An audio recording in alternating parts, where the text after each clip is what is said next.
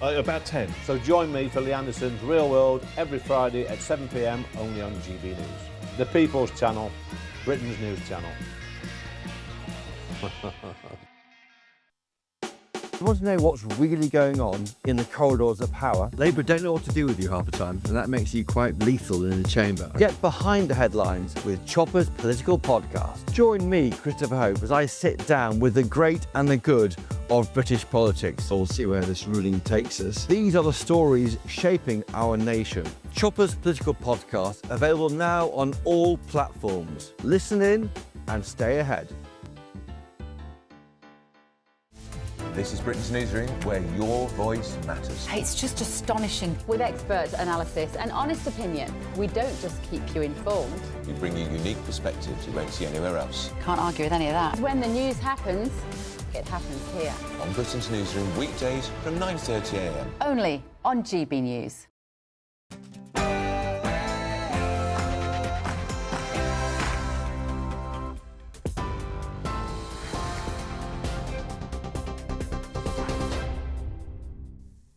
Good evening, it's 6 o'clock. I'm Katie Bowen in the GB Newsroom. A show of unity. Several European leaders announced that they will join Volodymyr Zelensky for talks with Donald Trump in Washington tomorrow. President Zelensky has said tonight that the coalition of the willing is working out a common vision of what a peace agreement with Russia should be. He said it should be really fair, swift and effective. That's after European leaders met earlier today, reiterating that it is for Ukraine to make decisions about its territory. The Prime Minister, Sir Keir Starmer, and the European Commission President Ursula von der Leyen will be involved in the face-to-face talks at the White House tomorrow to try and secure a peace deal between Ukraine and Russia. The heads of Germany, Italy, France and Finland and NATO will also be attending.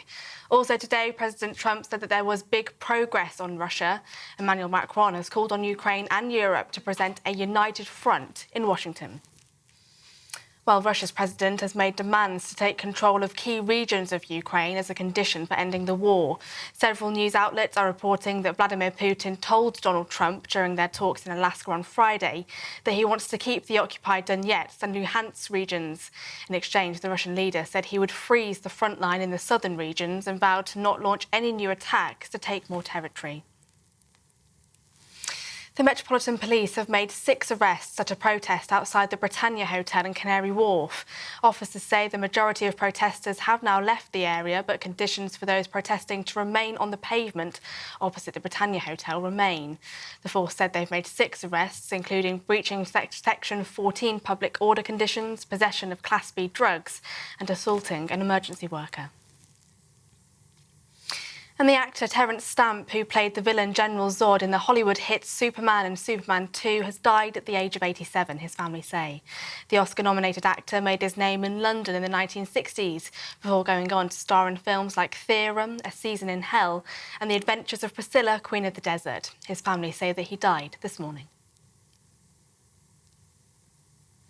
Those are the latest GB News headlines. Now it's time for the Camilla Tominey Show, recorded earlier today. Tune into GB News Radio wherever you are, online, on DAB digital radio, on TuneIn, on Radio Player and on your smart speaker. Just say, play GB News.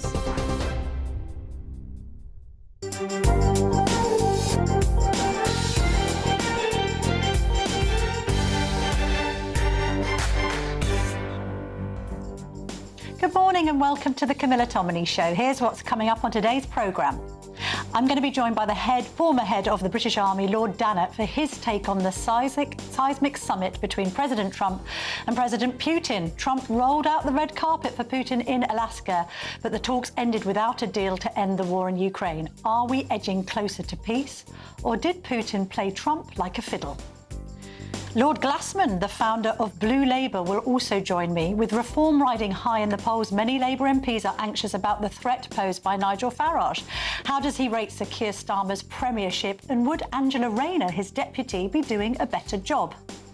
From Labour, I'm going to be joined by Jim Dickson, the MP for Dartford. I'm going to get his response to the news that this week saw more than 50,000 migrants crossing the Channel since Labour took power. Whatever happened to smashing the gangs? Andrew Rosindell, the Shadow Foreign Affairs Minister, will also be with me. What did he make of that Trump-Putin summit? And where have the Conservatives been this summer while Reform and Nigel Farage continue to dominate the airwaves?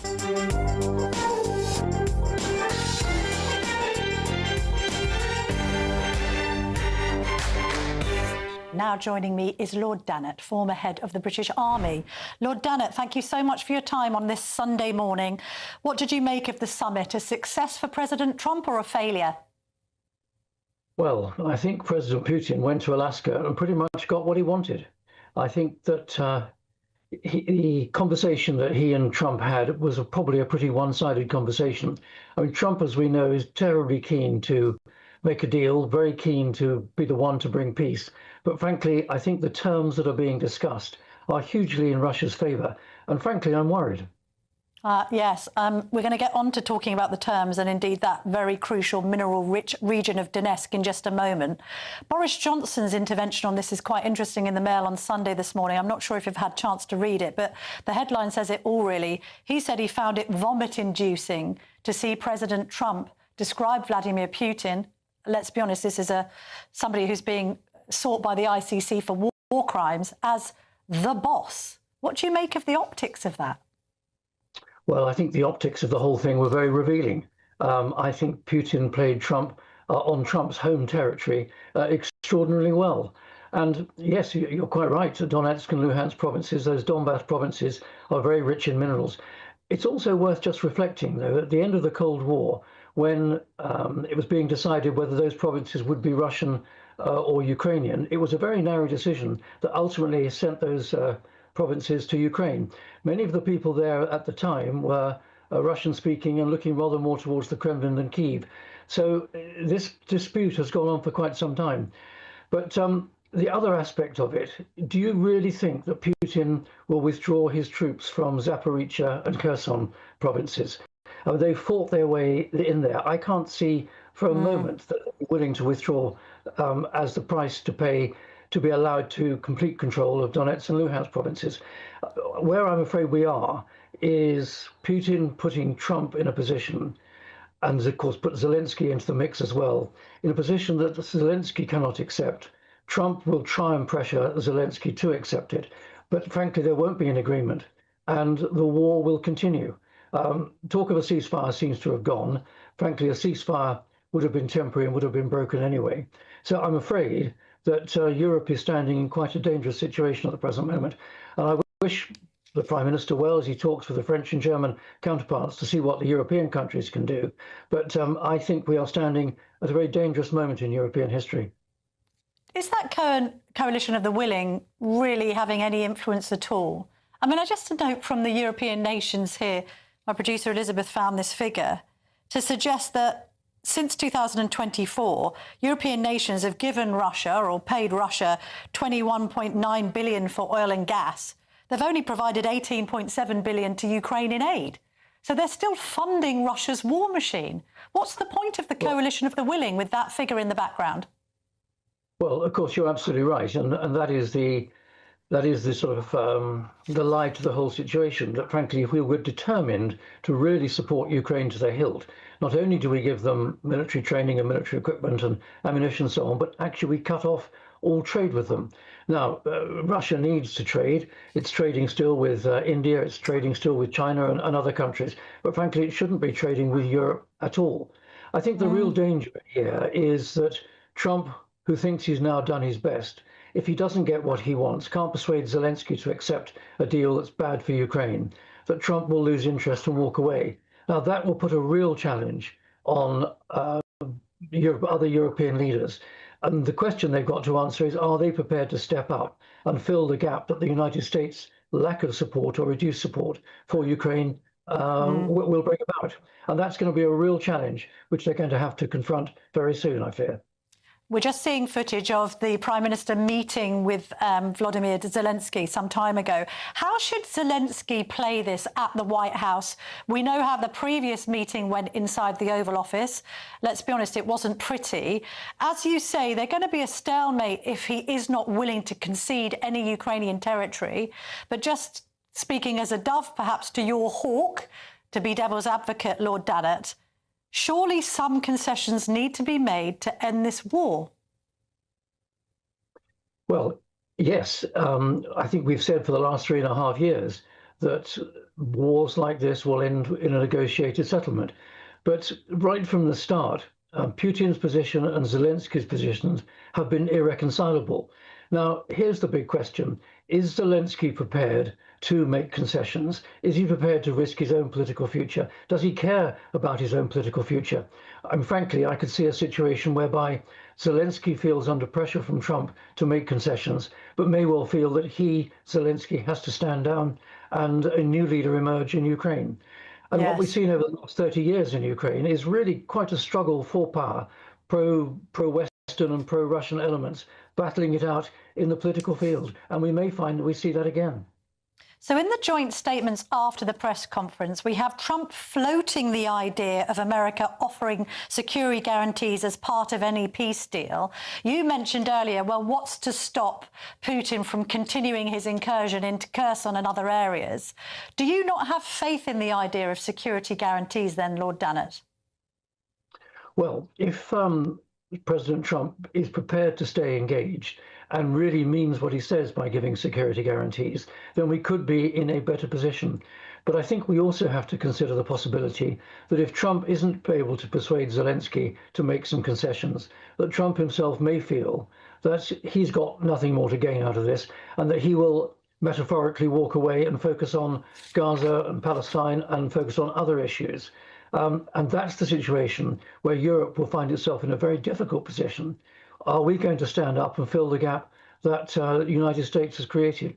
On the other hand, if Trump thinks that he has got sufficient out of this and is prepared to put proper security guarantees on the table, then there is a chance for Ukraine. But I think there's a lot up in the air at the present moment, and I'm not confident that we're going to see an outcome that is fair to Ukraine and that is safe for Europe.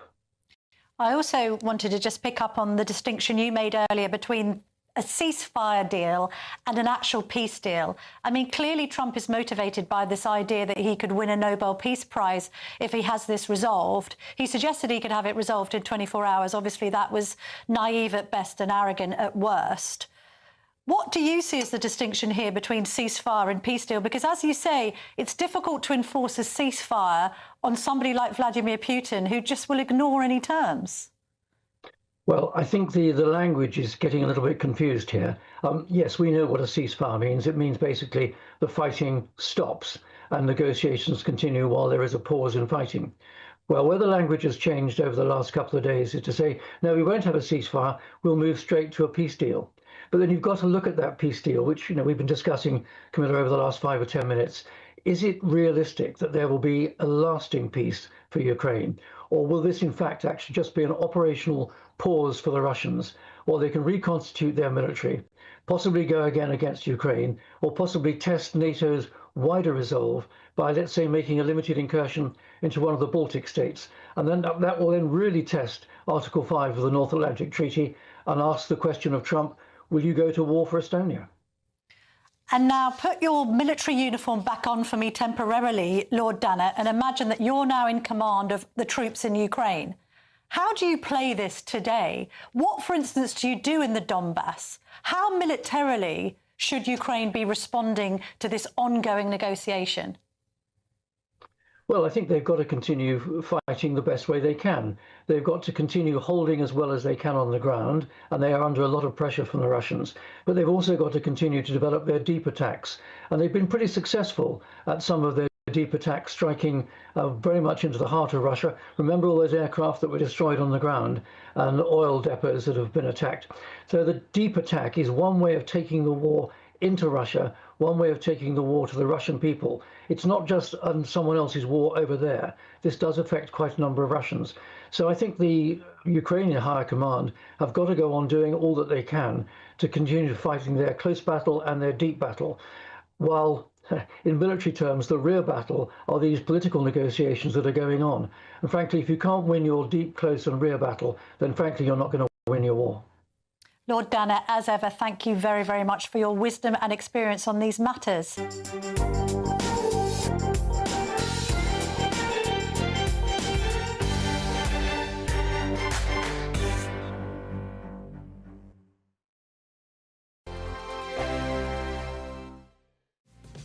Wake up with a familiar face. She's back on breakfast television. Penny Smith returns. Miss me? Well, I'm here and I brought the coffee.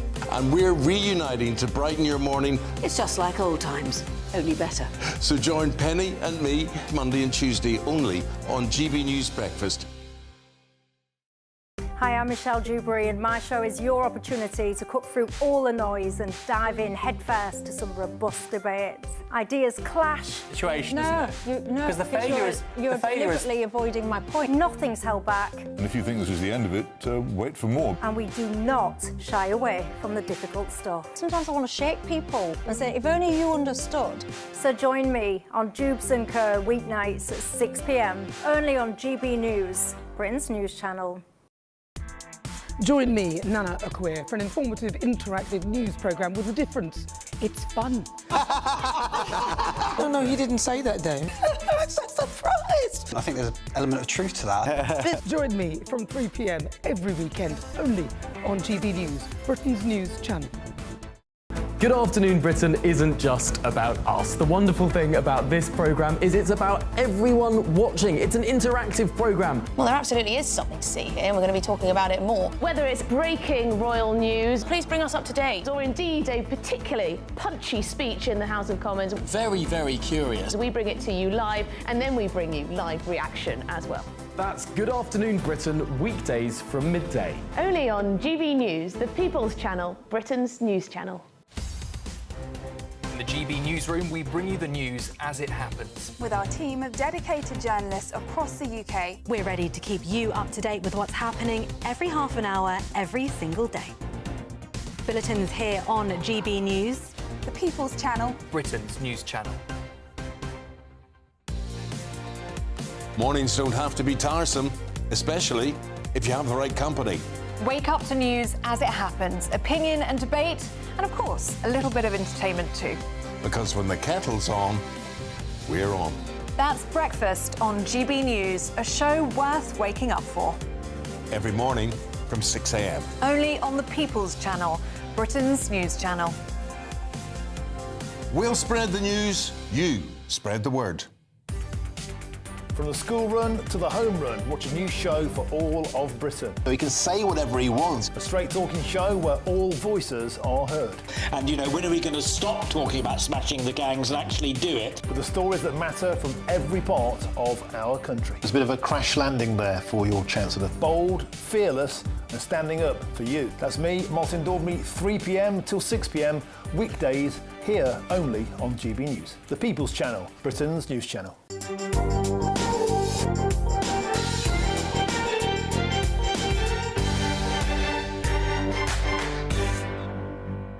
Welcome back to the Camilla Tominey Show on GB News. Joining me now is Lord Glasman, the founder of Blue Labour, friend to GB News. Morris, as we like to call you, if you don't mind. Camilla, good Thank morning. you so Good much. morning. Good morning. You've just come back from Ukraine, you were telling me in the break. Yeah. What's your view on Starmer's coalition of the willing, then? Well, I think we have actually got to go it alone on this, more or less. I think the key is industrialisation, a new industrial strategy. I think we could do that on the back of defence. We are, just to tell everybody, the only country in Europe that Ukrainians trust. There's a real bond there.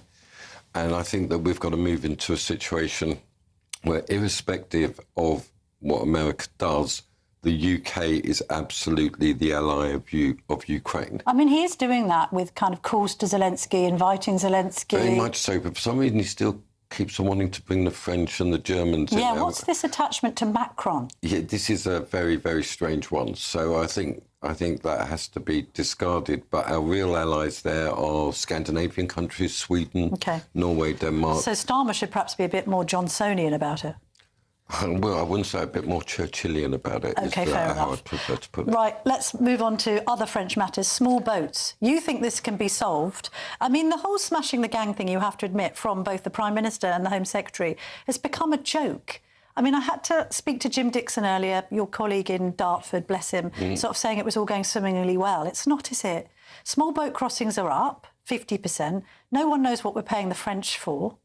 It's quite bizarre. We've got to recognise that there is a real problem with France. I mean, what is the problem? Why can't they control their border? Why won't they control their border? Revenge for Brexit?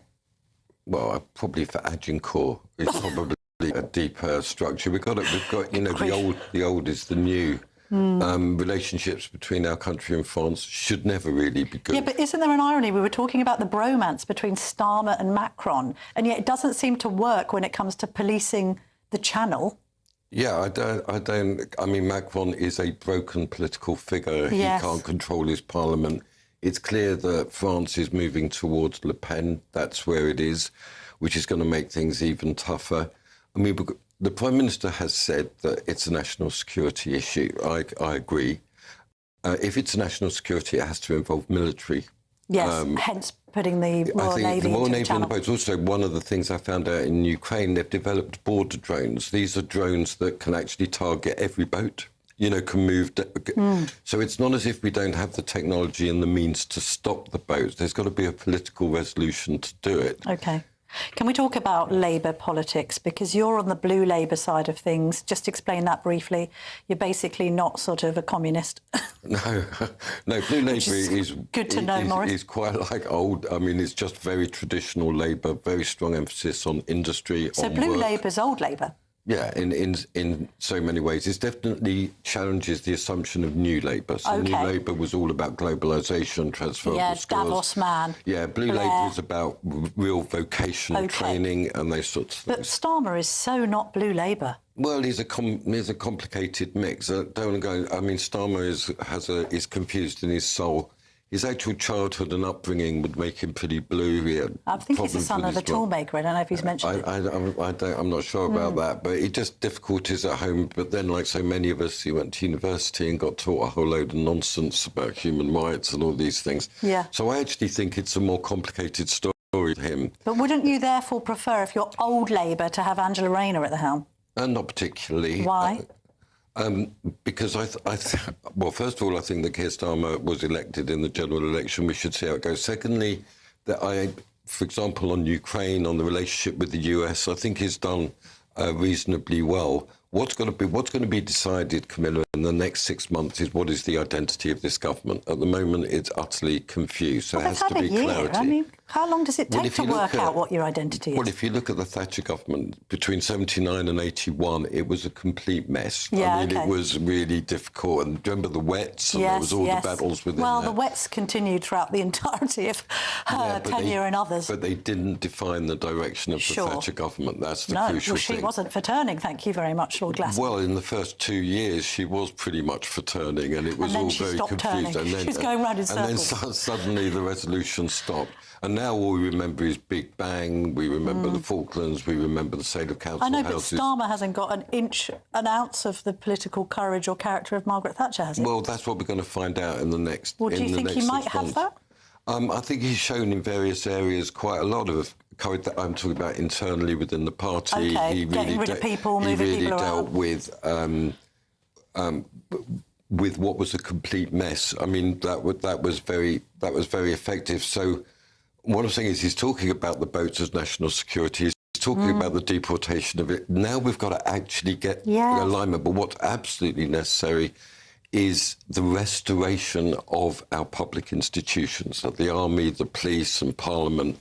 That's got to be the focal point. You're speaking like a reformer. No, because it was just to put it out. I mean, Nigel Farage, to me, huge amounts of agreement on various things, not least Brexit, where we were aligned. But he is ultimately a Putin appeaser and a saloon bar Thatcherite. This is not going to work. Labour has to have a proper partnership in order to build industry. He'll dispute Putin appeaser, by the way. Yeah, he does. But what I see from him is a real lack of resolution. He's Trumpian in his desire to stop the bloodshed. Well, we're all in favour of that, but then is he prepared to really properly build up our armed forces and have an industrial strategy? That's the issue. We've got 1 minute until we speak to Eamon Holmes, who is presenting for Michael Portillo at 11. Jeremy Corbyn's resurgence. How worried should we be? Well, I'm not worried at all. I think no. Flash in the pan. He's going to attract 15% of Labour voters. I think this is all part of the clarity. That can be what it is, a pro-Russian, very globalised sort of free movement thing.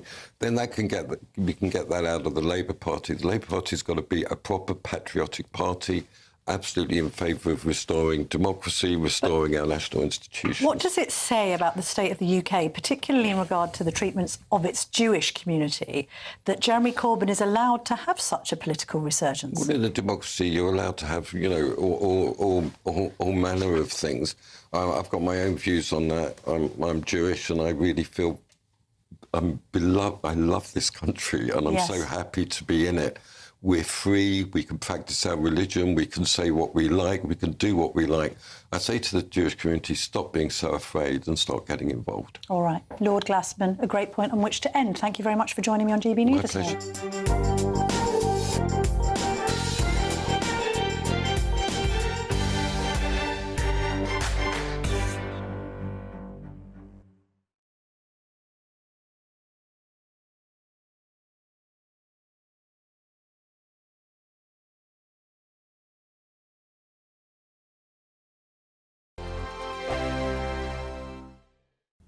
Hello again and welcome to your latest GB News weather forecast from the Met Office. Quite a bit of cloud in the next few days across many parts of the UK, but there will be some warm sunshine at times, and we are keeping a close eye on some showers, potentially even thunderstorms across the southwest of England on Monday.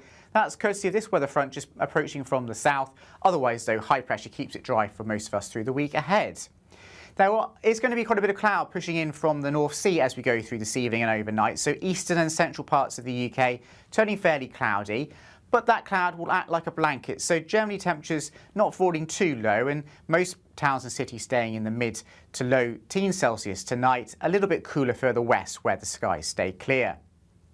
That cloud will also bring one or two spots of drizzle perhaps by the end of the night in places. So a very cloudy start to the day on Monday compared to on Sunday in southern parts of Britain. Some sunshine though for southwest England, western parts of Wales too, Northern Ireland, Cumbria and in particular western Scotland where there should be plenty of sunshine through the course of the day, and those temperatures really quickly rising in that strong August sunshine further west.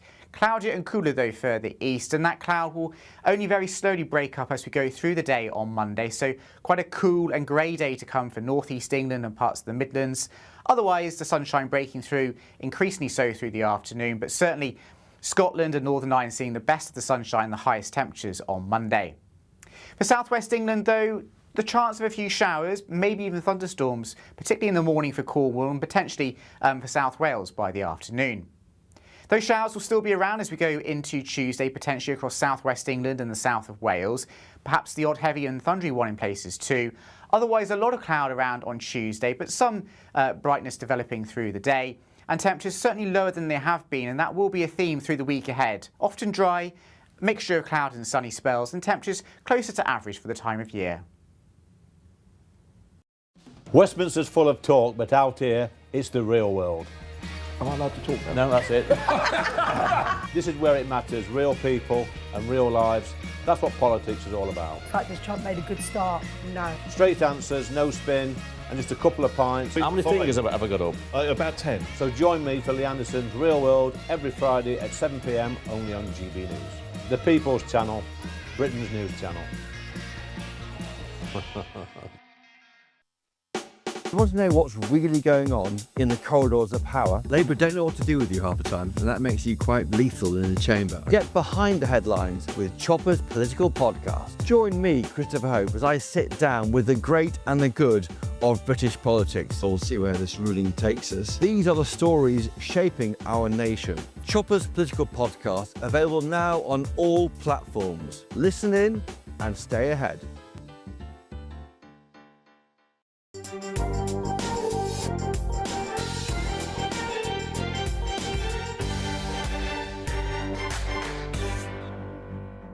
Welcome back to the Camilla Tominey Show. Let's hear from Labour now. Joining me is Jim Dickson, the Labour MP for Dartford. Lovely to see you this morning, Mr Dickson. Thank you for your time on a Sunday in the summer. Morning, Camilla. Much appreciated. Nice to be here.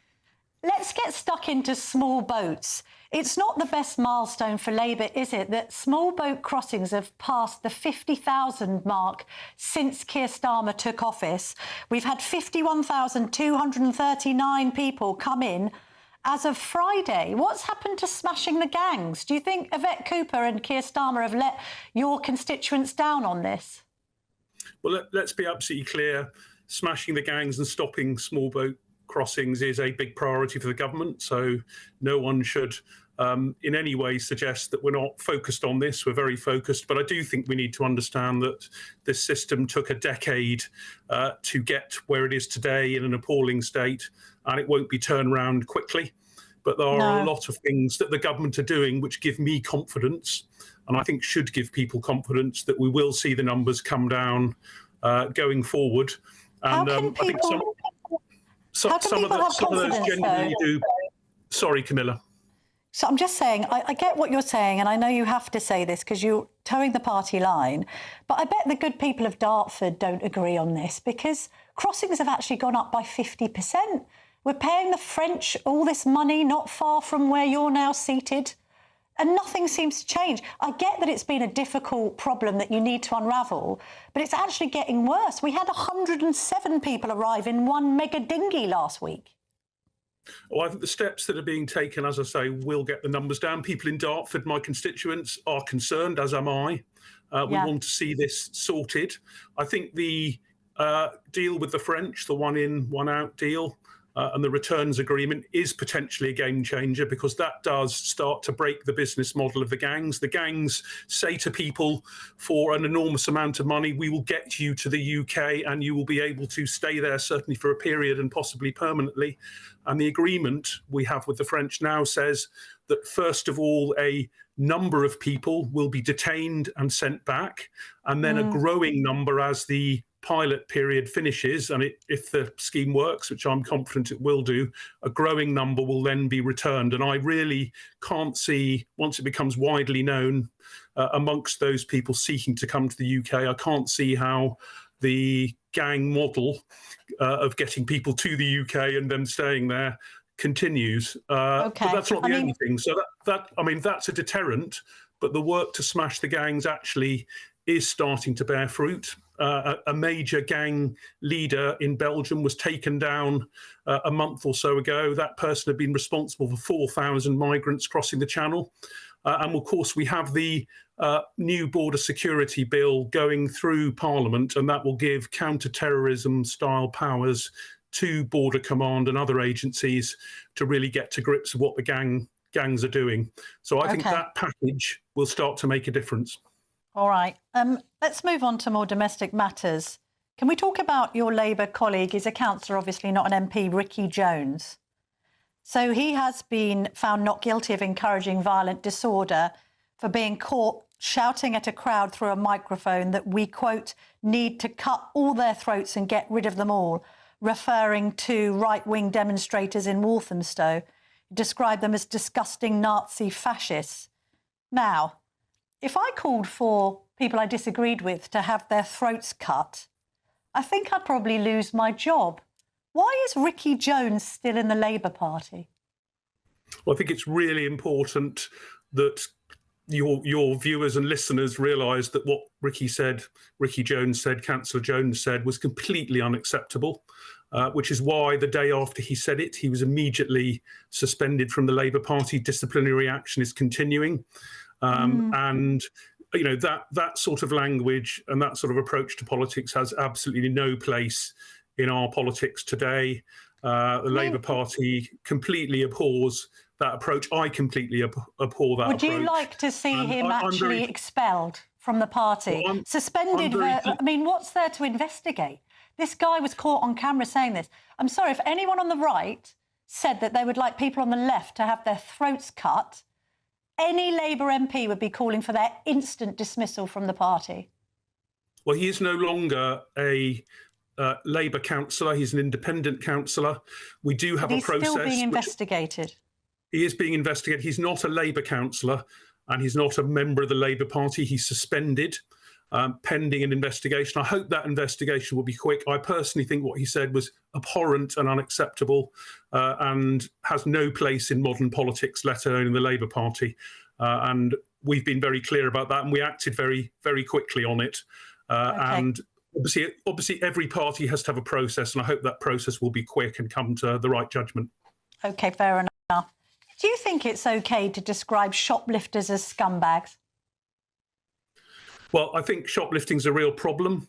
It's a problem for shoppers feeling safe where they're doing their weekly shop or buying items. It's terrible for shop workers, and it's really poor for a sense of wider safety for our community.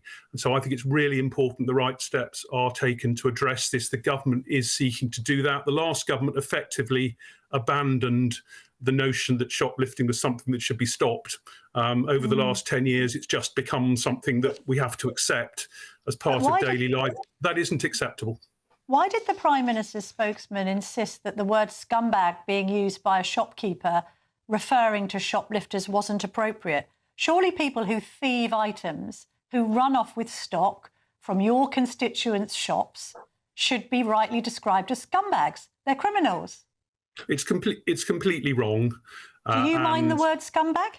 Well, people can use colourful language and they can choose that language, and I would probably use some fairly strong language to describe people. I'm not going to get into the semantics of that individual word, but it's a really serious matter and does need to be addressed. And it's something that I think leads to a sense of wider societal breakdown, and we need to address that. And it's really important. It was allowed to become a norm over a decade or so, and we need to push back. Another worrying statistic that's emerged this week is that there are now 1 million more people on benefits who are exempt from even looking for a job. So the increase in the number of people claiming universal credit with no work requirements is up from 2.67 million in July 2024 to 3.7 million now. So that's 1 million more people. You don't even have to look for work. And yet MPs on the Labour side have been voting against any changes to benefits. Doesn't make any sense. What do the people of Dartford think about people being able to claim benefits without even looking for a job? We absolutely need to address the issue that there are huge numbers of people who are quote unquote economically inactive that I think, and my constituents would agree with me, could be economically active with the right support to do so, but also the right incentives. And those incentives might involve, limiting the time in which they're able to be on the sorts of benefits that they're on. And actually, if you look at the bill that did go through, the controversial bill, and we've all had our say about how well that was managed politically, but actually in that bill, there was a very major package of support for people to get off benefit dependency. And it's criminal in inverted commas that over the last decade, people have allowed to become benefit dependent without having the support to get into work. The package now really does involve getting around those people and making sure that whatever the particular reason that they're on a long-term benefit is addressed. And I've seen it work.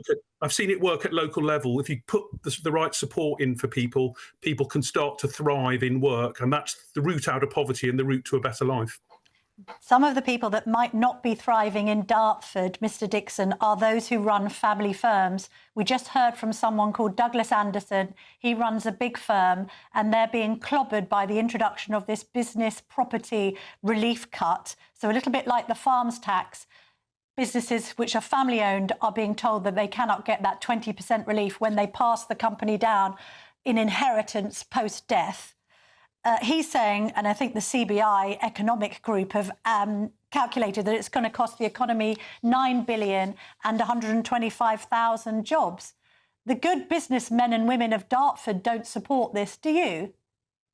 Well, I've said to any business in Dartford, come and talk to me if you've got particular problems either with introductions to the way in which the tax system works, but any other aspect of your trading environment, whether it's the state of the high street or ability to recruit the right people, come and talk to me. And I regularly talk to businesses about those issues.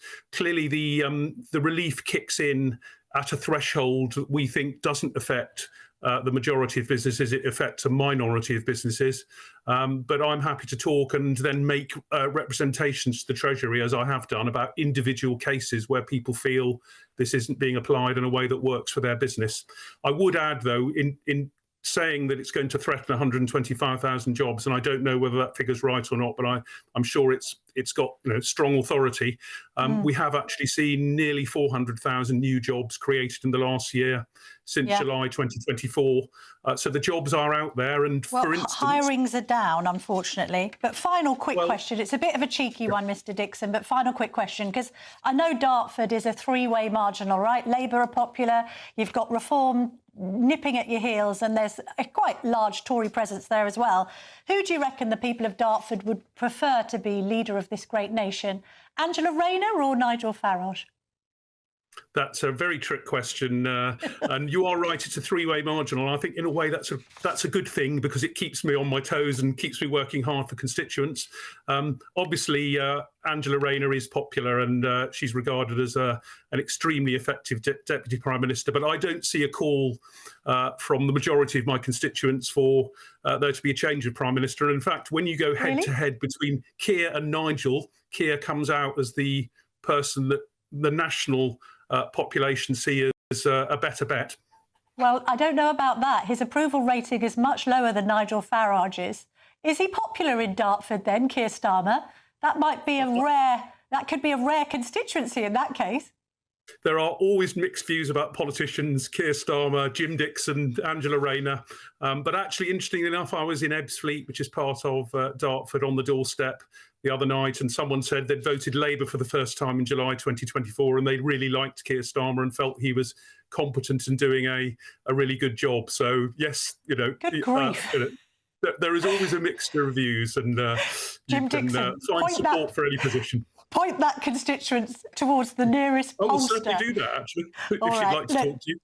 You've been lots of fun, and thank you very, very much indeed, as I say, for joining me on a summer Sunday. It's much appreciated. Thank you, Camilla. Thank you. Coming up next, let's get the Tory view of things from Shadow Foreign Affairs Minister Andrew Rosindell for his verdict on the Trump-Putin summit, but also his verdict on how Kemi Badenoch's faring against Nigel Farage.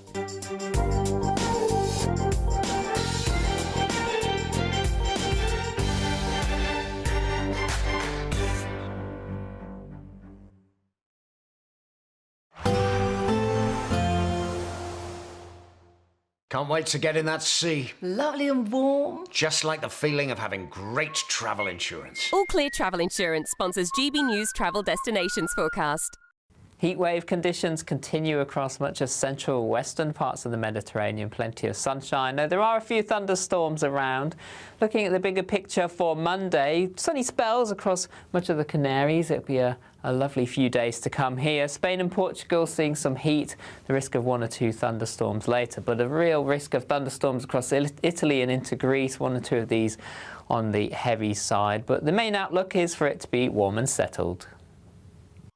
All Clear Travel Insurance sponsors GBNews travel destinations forecast. Britain was once the envy of the world. But look around. A nation that no longer knows what it is or where it's going. A country that's broken. How do we fix Britain? How do we bring it back? Friday night with Matt Goodwin at 8 p.m. only on GB News. You've read the headlines, you've heard what those in power have to say. How about now we actually get to the truth? They would pay attention. We go beyond the political theatre and tell you what's really going on behind the scenes. For a massive council tax hike, one of the biggest in the UK. Others follow their lines, but we go off script. You sound like a broken record, you say that week after week. Cutting through the narratives and giving you unique perspectives. That's Ben Leo tonight, Saturdays and Sundays from 9 p.m. on GB News, Britain's news channel. Exciting news. Every Friday, my Patrick Christie's Tonight Show is going to have a twist to it. We're welcoming some special guests. You. That's right, on Fridays I'm going to be doing my show in front of a live studio audience because this show is about you and what you have to say. It's going to be the same big debates, same big topics, same big opinions. But every Friday night at 9 p.m, you are invited to come on down to Patrick Christie's Tonight to be a part of the action. Only on GB News, the People's Channel, Britain's news channel. Hi, I'm Michelle Dewberry, and my show is your opportunity to cut through all the noise and dive in headfirst to some robust debates. Ideas clash. Situation, No, isn't it? no, Because the failure is you're deliberately avoiding my point. Nothing's held back, And if you think this is the end of it, wait for more. and we do not shy away from the difficult stuff. Sometimes I want to shake people and say, if only you understood. So join me on Dubes & Co. weeknights at 6 p.m, only on GB News, Britain's news channel. Good Afternoon Britain isn't just about us. The wonderful thing about this programme is it's about everyone watching. It's an interactive programme. Well, there absolutely is something to see here, and we're going to be talking about it more. Whether it's breaking royal news, please bring us up to date, or indeed a particularly punchy speech in the House of Commons. Very, very curious. We bring it to you live, and then we bring you live reaction as well. That's Good Afternoon Britain, weekdays from midday. Only on GB News, the People's Channel, Britain's news channel. In the GB Newsroom, we bring you the news as it happens. With our team of dedicated journalists across the UK, we're ready to keep you up to date with what's happening every half an hour, every single day. Bulletins here on GB News, the People's Channel, Britain's news channel. This is Britain's Newsroom, where your voice matters. It's just astonishing. With expert analysis and honest opinion, we don't just keep you informed. We bring you unique perspectives you won't see anywhere else. Can't argue with any of that. When the news happens, it happens here. On Britain's Newsroom, weekdays from 9:30 a.m. Only on GB News.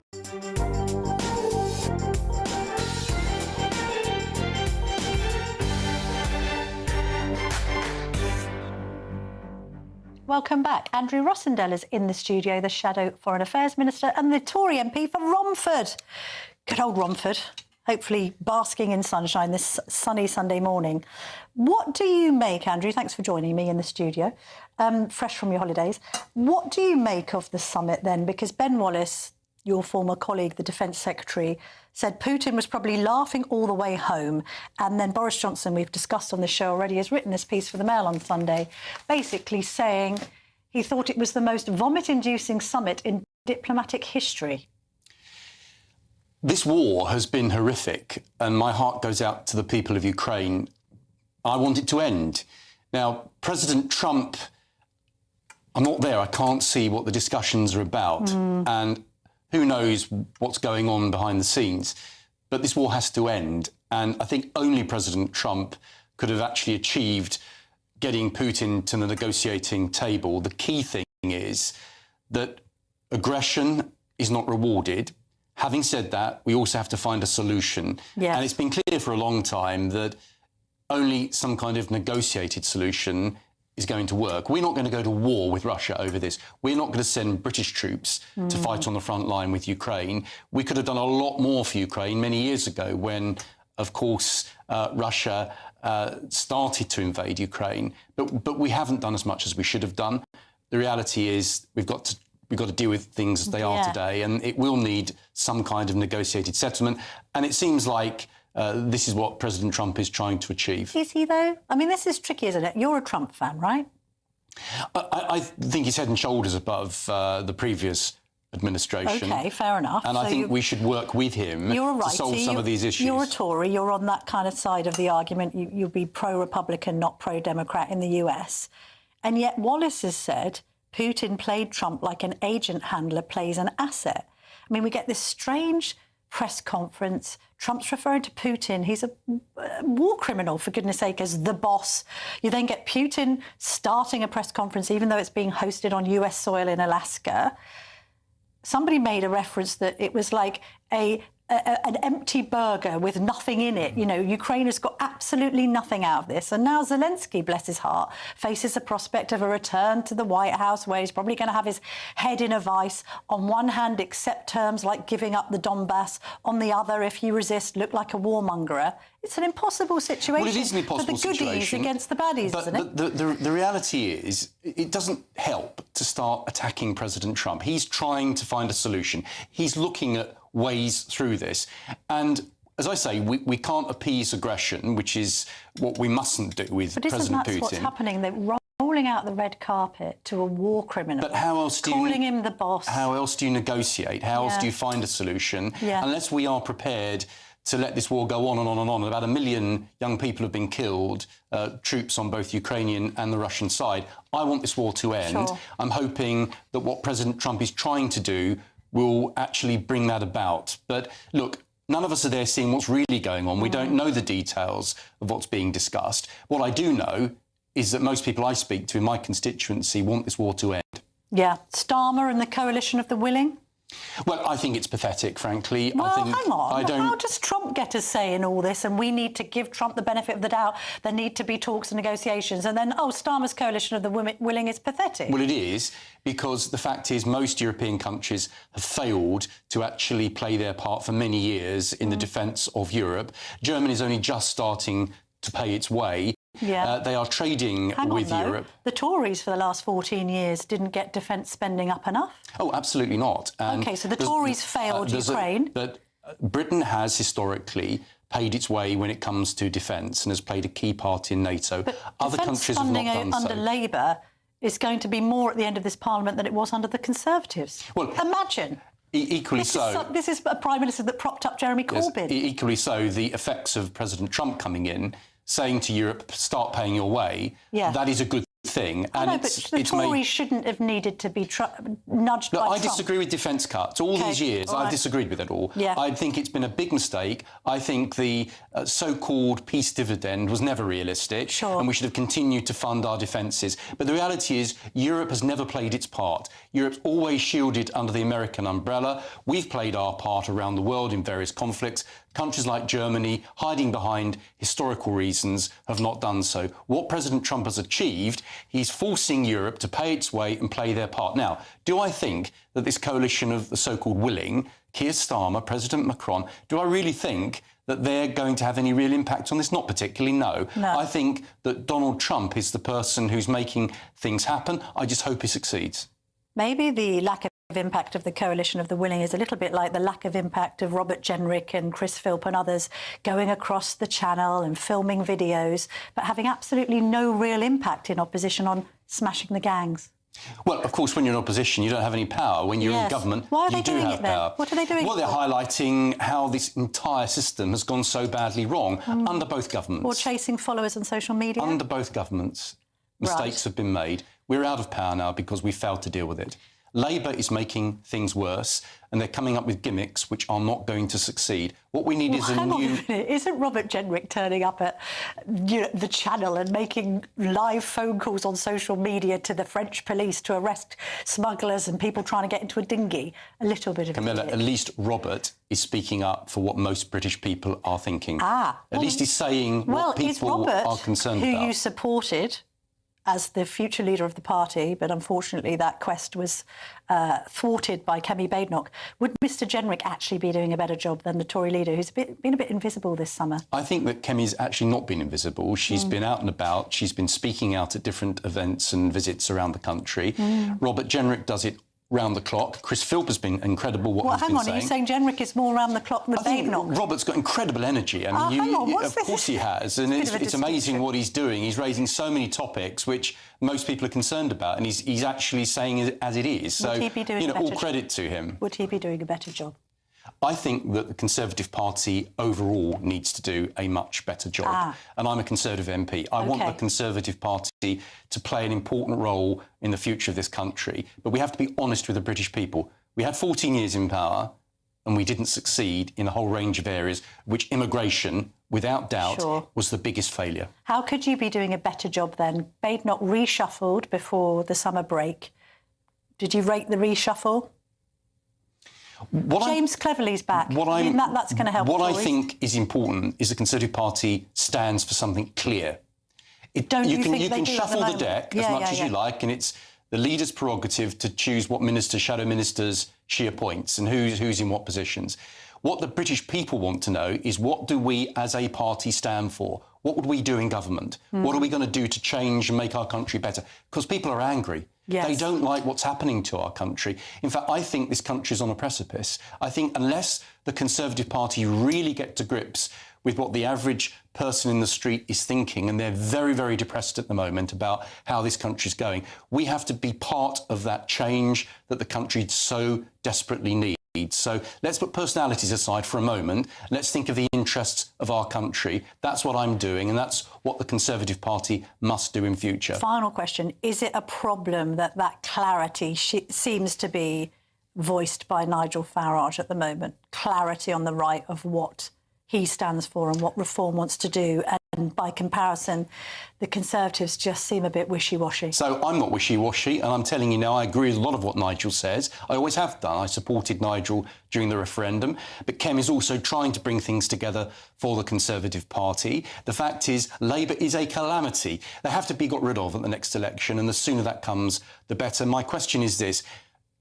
As a divided right of centre, if you have Reform and Conservative fighting each other, then surely the only winners are going to be the Labour Party. So a deal needs to be done. Well, I don't know yet, but what I do think is that there should be discussions because our country is more important than any political party.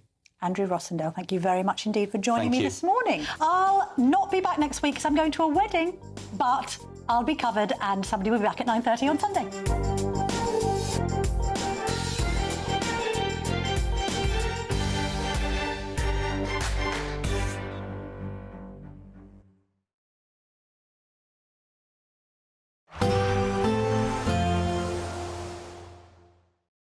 Today, clouds overhead, total zen within.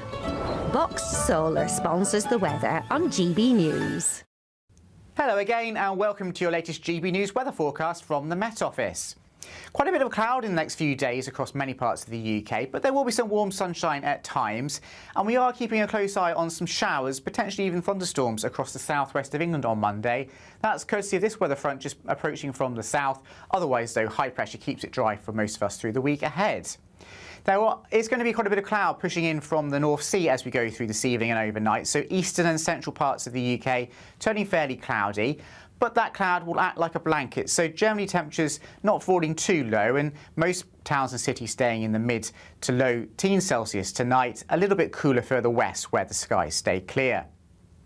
That cloud will also bring one or two spots of drizzle perhaps by the end of the night in places. So a very cloudy start to the day on Monday compared to on Sunday in southern parts of Britain. Some sunshine though for southwest England, western parts of Wales too, Northern Ireland, Cumbria and in particular western Scotland where there should be plenty of sunshine through the course of the day and those temperatures really quickly rising in that strong August sunshine further west. Cloudier and cooler though further east, and that cloud will only very slowly break up as we go through the day on Monday, so quite a cool and grey day to come for northeast England and parts of the Midlands. Otherwise the sunshine breaking through increasingly so through the afternoon, but certainly Scotland and Northern Ireland seeing the best of the sunshine, the highest temperatures on Monday. For southwest England though, the chance of a few showers, maybe even thunderstorms, particularly in the morning for Cornwall and potentially for South Wales by the afternoon. Those showers will still be around as we go into Tuesday, potentially across southwest England and the south of Wales. Perhaps the odd heavy and thundery one in places too. Otherwise, a lot of cloud around on Tuesday, but some brightness developing through the day. And temperatures certainly lower than they have been, and that will be a theme through the week ahead. Often dry, mixture of cloud and sunny spells, and temperatures closer to average for the time of year. Today, clouds overhead, total zen within. Boxed Solar sponsors the weather on GB News. What does it feel like to be a Great British Giveaway winner? That's a big surprise. Oh my God, I'm going to cry. Do you know what? I've never won anything like this in my life. Oh my God, this is amazing. That is absolutely fantastic. We're over the moon. Yes, that is fantastic. You know, you have no idea how much I needed it. Oh my goodness. You've won £54,321. Please don't joke. This would change my life. Oh, thank you so much. I was gobsmacked. Thank you, GB News. I'd say don't hesitate, do it. If you're not in it, you've got no chance of winning it. Thank you. You weren't expecting to get that call today, were you? No, I wasn't. You really could be our next big winner. Head over to gbnews.com/win now to find out how and get your entry for the Great British Giveaway. Great prizes, even greater wins. Mornings don't have to be tiresome, especially if you have the right company. Wake up to news as it happens, opinion and debate, and of course, a little bit of entertainment too. Because when the kettle's on, we're on. That's Breakfast on GB News, a show worth waking up for. Every morning from 6 a.m. Only on the People's Channel, Britain's news channel. We'll spread the news, you spread the word. From the school run to the home run, watch a new show for all of Britain. So he can say whatever he wants. A straight-talking show where all voices are heard. And, you know, when are we going to stop talking about smashing the gangs and actually do it? With the stories that matter from every part of our country. There's a bit of a crash landing there for your Chancellor. Bold, fearless and standing up for you. That's me, Martin Daubney, 3 p.m. till 6 p.m, weekdays, here only on GB News. The People's Channel, Britain's news channel. Westminster's full of talk, but out here, it's the real world. Am I allowed to talk now? No, that's it. This is where it matters, real people and real lives. That's what politics is all about. The fact has Trump made a good start? No. Straight answers, no spin, and just a couple of pints. How many fingers have I got up? About 10. So join me for Lee Anderson's Real World every Friday at 7 p.m, only on GB News. The People's Channel, Britain's news channel. You want to know what's really going on in the corridors of power? Labour don't know what to do with you half the time, and that makes you quite lethal in the chamber. Get behind the headlines with Chopper's Political Podcast. Join me, Christopher Hope, as I sit down with the great and the good of British politics. We'll see where this ruling takes us. These are the stories shaping our nation. Chopper's Political Podcast, available now on all platforms. Listen in and stay ahead.